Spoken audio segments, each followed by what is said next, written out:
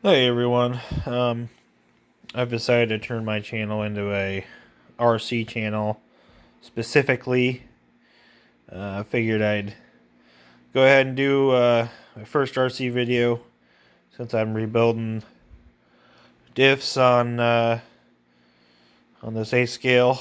Um, I'm not actually really necessarily rebuilding them. I'm putting bearings on and changing fluid. But anyways, so if you go online, you'll get a lot of different opinions about how you should be setting your ring and pinion mesh. Um, there are a lot of people who will say set it a little bit tight and it'll break in. Um, I do not do that. The reason for that is it's really stressful on the bearings that go on here and actually in the gearbox, but the bearings that this goes through. Um, and if you do that, you'd actually don't get as much life out of your ring gear, because once you do that, once it actually does break in, and with gears like this, it would take a while. I'll talk more about that later, but so basically, um, if you set this to where it's a little bit tight, it's gonna break in eventually.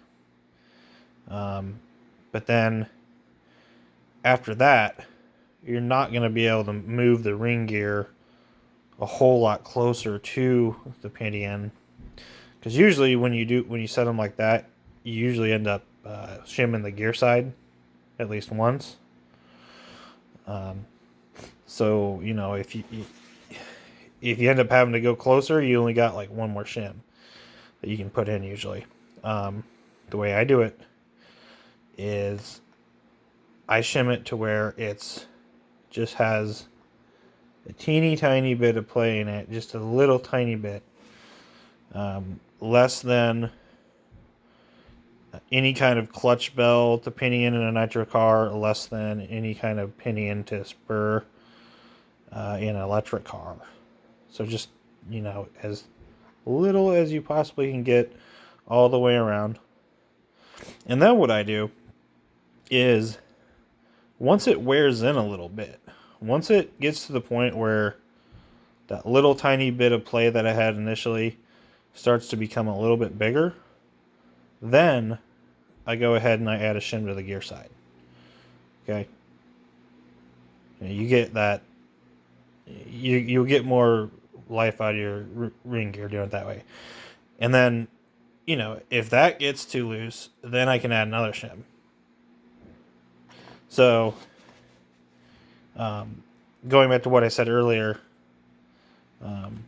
part of the reason why I don't do it, especially with gears like this, this is extremely hard. The material that they use with these, this is not like the black steel gears. Those do break in pretty good, but these, I've found that they are pretty darn tough, and if you're gonna try to set them a little bit tight and break them in, it's gonna take a while, and it's probably gonna do, I don't want to say necessarily damage, but it's going to shorten the life of the bearings that this rides in. And if you're not using quality bearings, it will potentially cause a complete failure. What I mean is the balls will actually wear down to the point where you'll get slop in this, and it will end up momentarily catching and then going and then catching and then going and then catching and then going.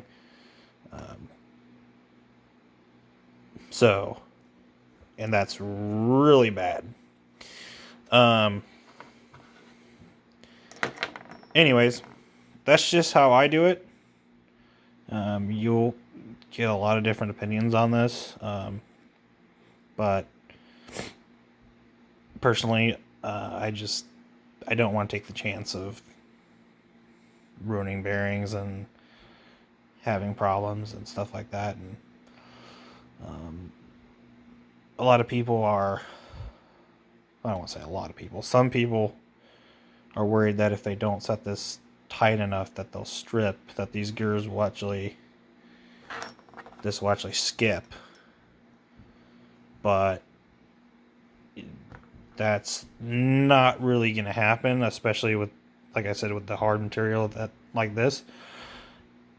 If you have it set right and if you keep an eye on it, you shouldn't have that happen.